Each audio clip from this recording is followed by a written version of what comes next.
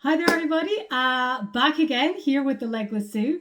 A little bit of an odd update this time in that it's not directly actually about any of the snakes or snails. So whilst all the inhabitants here of the Legless Zoo are, of course, as the name suggests, without legs, we've actually had some wild visitors to the garden here at the Legless Zoo in the form of a European hedgehog. So I live here in the UK. European hedgehogs are native to the UK.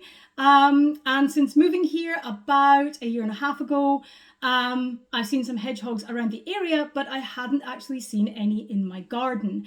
Now, in the past month, especially the last 2 or 3 weeks, I have actually seen a couple of hedgehogs showing up in the garden. Thankfully, I happen to have a friend who works for a local hedgehog rescue.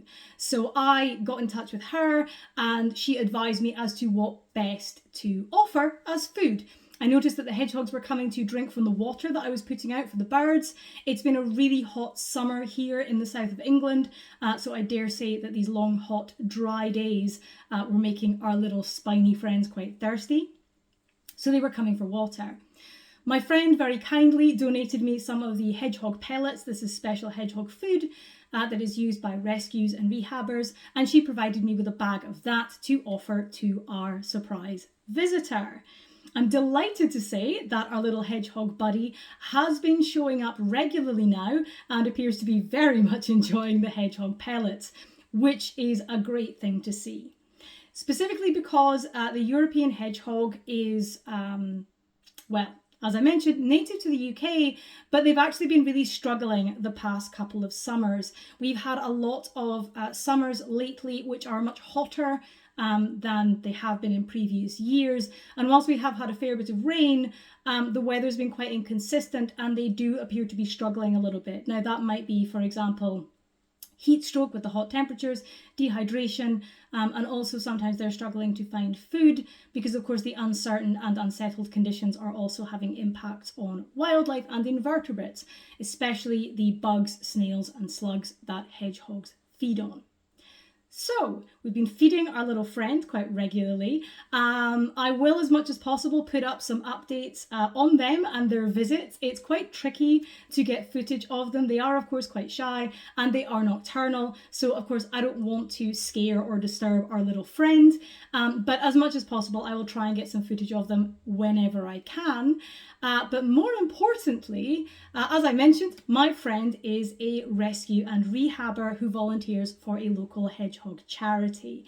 One of the things that you can do in the UK to help your local hedgehogs, if you're not quite in the position or want to take on the responsibility of actively rescuing and rehabilitating hedgehogs, you can still help.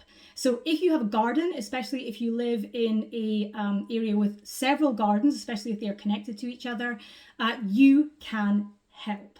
One of the ways that you can do this is what I've been doing already. Put out water and food for your local hedgehogs. Try as much as possible to keep cats and other, cats, dogs, anything like that out of your garden. Of course, if you have cats or dogs of your own, it may not be an ideal thing for you to do. But if you're able to, you can help out your local hedgehogs in that way. You can, however, which is what I am hoping to do soon, you can actually go a step further and you can use your garden as a soft release site.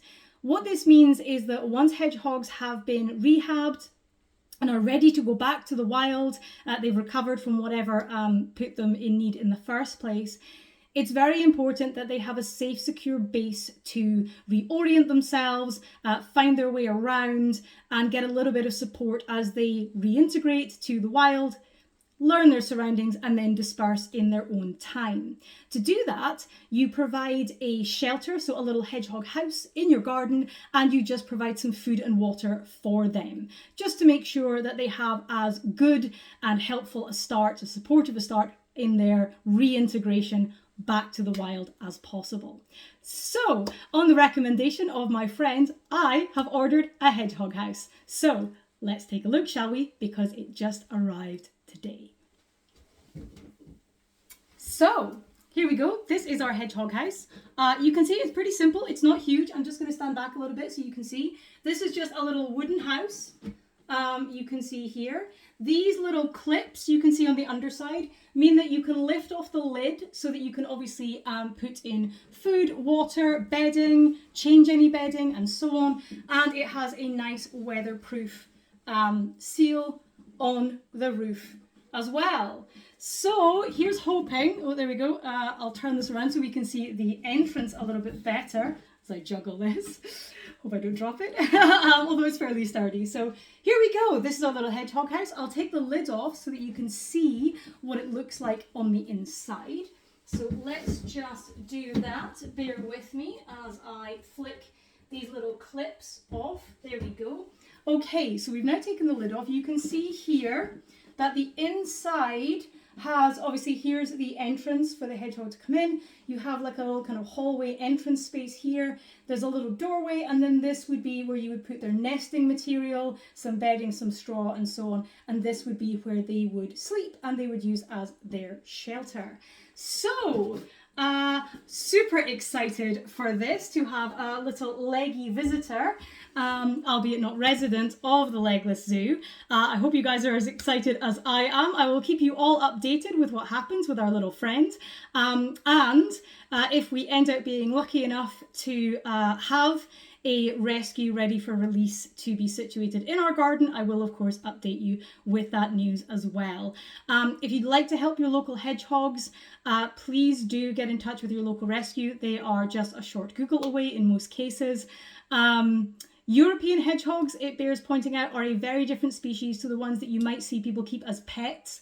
The pet hedgehogs tend to be African and Indian species. I believe the Indian one is the long-eared hedgehog, and then you have the African pygmy hedgehog.